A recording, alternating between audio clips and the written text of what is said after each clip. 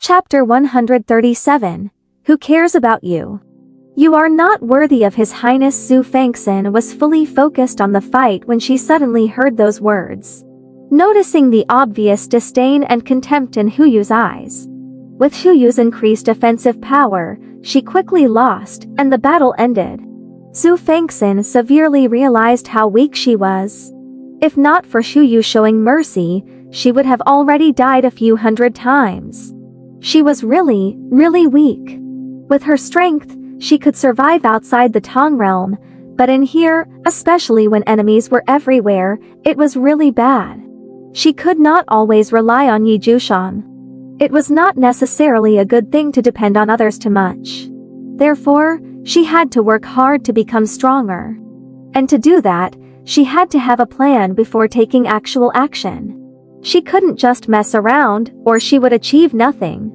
Huyu really wanted to teach Xue Fanxin a lesson in this battle, letting her know her place and leave the Ninth Lord. At the critical moment though, she received a warning from Hori. She returned to her senses and did not do anything out of line. Phew, I'm exhausted. Adieu. I want to take a bath and have a good sleep. Xue Fanxin was so tired that she collapsed onto the ground, not caring about her image at all. Huyu was dissatisfied with Xue Fanxin's words and actions. No matter how well she hid it, people could still sense some clues. Shuri, who was standing by the side, was very disappointed in Huyu's performance today. However, since his master had not spoken, he would not say much. If it weren't for their friendship, he definitely wouldn't have reminded Huyu secretly. If she had hurt Jiushang's consort in front of him, her life would have been over. This was not the outcome he wanted to see. Huyu, in the future, you will stay by the consort's side and be her personal maid and guard, Jiushang ordered. Huyu immediately rejected her assignment. Your Highness, I'm a night shadow guard. There's nothing wrong with being the consort's guard, but I'm afraid I can't be her personal maid. I don't know how to serve others, and I'm afraid I won't be able to satisfy her, so. To put it bluntly, she was unwilling to be Xue Fanxin's personal maid or even her guard. She would be more than willing to be Jiushang's maidservant, but to Xue Fanxin dream on. Huyu's rejection made Shuri anxious and dissatisfied.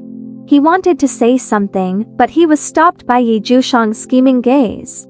Sewing his mouth shut, he stood there obediently. On the other hand, Xue Fanxin said indifferently, since Miss Huyu is unwilling, then forget it. Adieu, give me another one. If there's really no one suitable, then forget it. When Huyu heard Xue Fanxin's words, she thought, at least you're sensible. Xue Fanxin thought, who cares about you? Jiushang had no expression on his face, and it was impossible to tell if he was angry or not. He was very calm. Even when Huyu disobeyed his order, he did not have much of a reaction. Shuri, find a suitable person. Yes, Shuri accepted the order and left. He returned in less than 15 minutes and brought a girl about 17 years old. She was also wearing a black robe, but her temperament was not as cold as Huyu's, only a little more mature than ordinary people.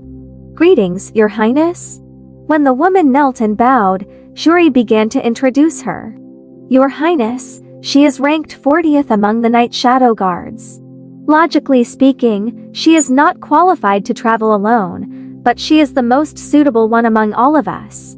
If the Imperial Consort is dissatisfied, I will find someone else.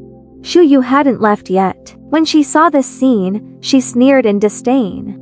On the other hand, Shuri glanced at Huyu with a look of disappointment in his eyes, but it quickly disappeared.